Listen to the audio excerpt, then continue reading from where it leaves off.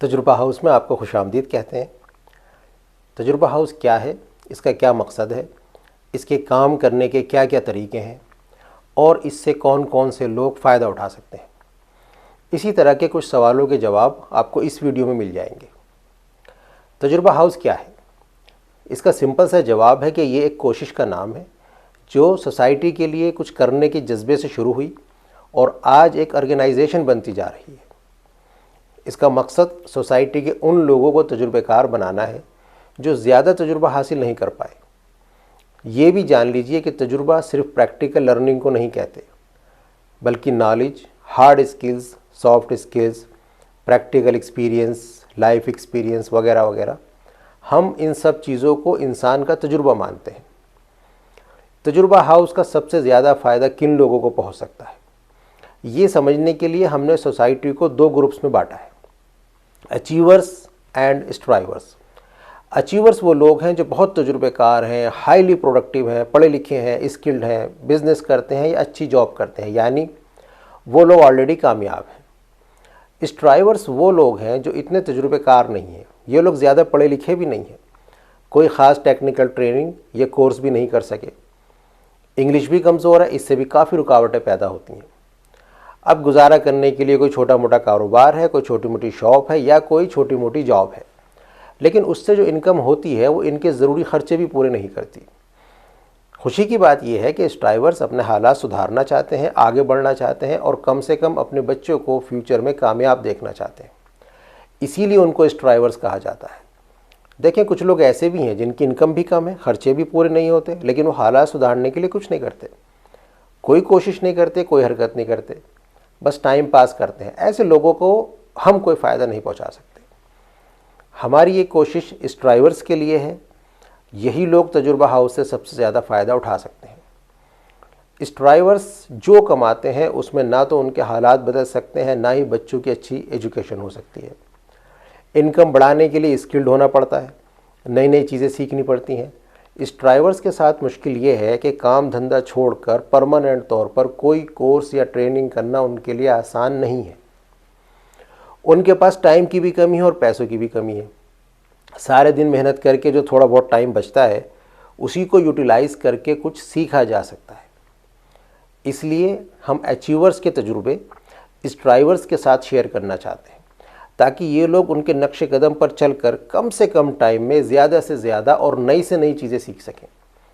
उनकी स्किल्स बढ़ेगी तो उनकी इनकम बढ़ेगी, इनकम ज़्यादा होगी तो उनकी अपनी ज़िंदगी भी आसान होगी और बच्चों की भी अच्छी एजुकेशन, अच्छी ट्रेनिंग हो सकेगी।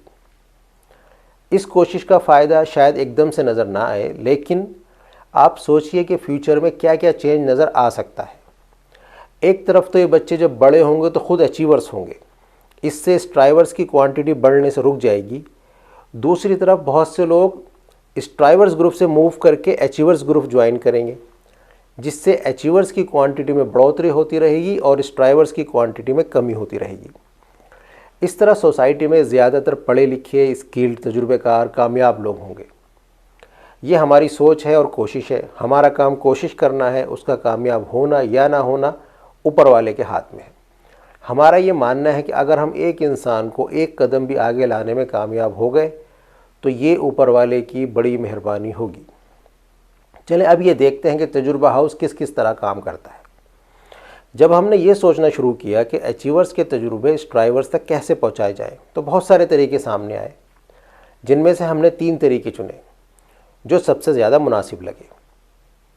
नंबर 1, तजुर्बा हाउस की वेबसाइट पर अचीवर्स की प्रोफाइल्स बनाई जाएं, उनके इंटरव्यूज़ किए जाएं, उनके तजुर्बे शेयर किए जाएं। ख़ास तौर से वो लोग जिन्होंने ज़ीरो से शुरू किया और आज उनके हालात अच्छे हैं, कभी स्ट्राइवर थे और आज अचीवर हैं, तो ऐसे लोगों से पूछा जाए कि ये सब उन्होंने कैसे किया, ताकि उनके नक्शे कदम पर चलकर और लोग भी अचीव कर सकें। नंबर 2, डिफरेंट टॉपिक्स पर आसान ज़ुबान में वीडियोस बनाई जाएं, ताकि अपनी सहूलियत के हिसाब से जब भी उनके पास टाइम हो वो देख सकें। ऑनलाइन मीटिंग्स का भी इंतज़ाम ज़रूरी है ताकि फ़ेस टू फेस भी सवालों के जवाब दिए जा सकें। नंबर 3, ऑफ़लाइन ट्रेनिंग भी होनी चाहिए, उन्हें अपने साथ लगाकर सिखाया जाए या कहीं और ट्रेनिंग का इंतज़ाम किया जाए, और ट्रेनिंग के दौरान अगर ज़रूरत हो तो उनके घर का ख़र्चा भी उठाया जाए। ये 3 तरीके हैं जिनकी डिटेल्स इस वीडियो में शेयर करना मुश्किल है। बहरहाल आपको एक आइडिया मिल गया होगा कि हम किस तरह ये कोशिश कर रहे हैं। कोई चीज़ क्लियर ना हो या आप कुछ और जानना चाहते हो तो बेझिझक हमें ईमेल करें। एक बात और जान लीजिए कि जब इस तरह का कोई काम होता है तो बहुत से सवाल खड़े होते हैं। मिसाल के तौर पर यहाँ एक सवाल आपके सामने आ सकता है, आपके जहन में आ सकता है कि इस तरह तो एक आदमी हमसे ही सीख कर हमारे ही सामने आकर खड़ा हो जाएगा। इस तरह के सवालों पर आने वाली वीडियोस में डिस्कस करेंगे। आखिर में आपसे यही रिक्वेस्ट है कि अगर आप अचीवर हैं तो थोड़ा टाइम निकाल कर इस ड्राइवर्स की मदद कीजिए, और अगर आप इस ड्राइवर हैं तो आगे बढ़ने का पक्का इरादा कर लीजिए। Thanks for your time. Good bye.